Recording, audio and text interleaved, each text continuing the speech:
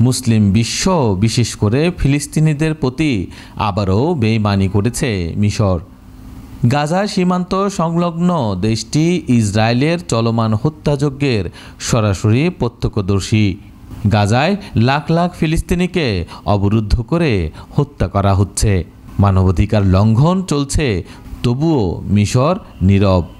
এমন পরিস্থিতিতেও মিশর ইসরায়েলের সঙ্গে নতুন করে কোটি কোটি ডলারের বাণিজ্য শুরু করেছে। এই সিদ্ধান্ত দেশটির নৈতিক দৃষ্টিভঙ্গি ও সদিচ্ছাকে প্রশ্নবিদ্ধ করেছে। প্রসঙ্গত, মিশরের সরকার ইসরায়েল থেকে গ্যাস আমদানি করতে নতুন একটি পাইপলাইন নির্মাণের পরিকল্পনা গ্রহণ করেছে। গাজায় চলমান যুদ্ধ ও মানবিক সংকটের মধ্যে এই চুক্তি প্রকাশ্যে এসেছে।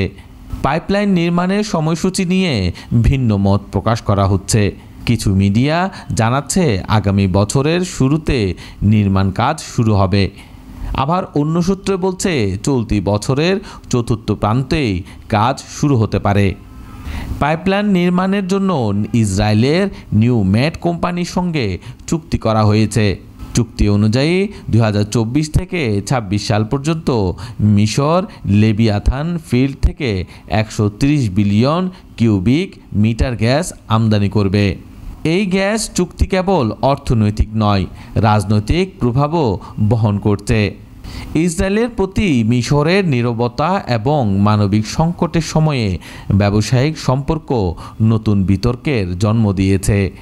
বিশ্লেষকরা বলছেন, ফিলিস্তিনিদের প্রতি নীরব থাকা এবং ইসরায়েলের সঙ্গে অর্থনৈতিক সম্পর্ক বাড়ানো মিশরের আন্তর্জাতিক নৈতিক অবস্থানকে প্রশ্নবিদ্ধ করছে। একই সঙ্গে গ্যাস চুক্তি মধ্যপ্রাচ্যে শক্তি ও রাজনৈতিক ভারসাম্যের উপর প্রভাব ফেলতে পারে। তাই শুধু অর্থনৈতিক দিক নয়, আন্তর্জাতিক ও মানবিক প্রেক্ষাপটেও এই চুক্তি গুরুত্ব বহন করছে।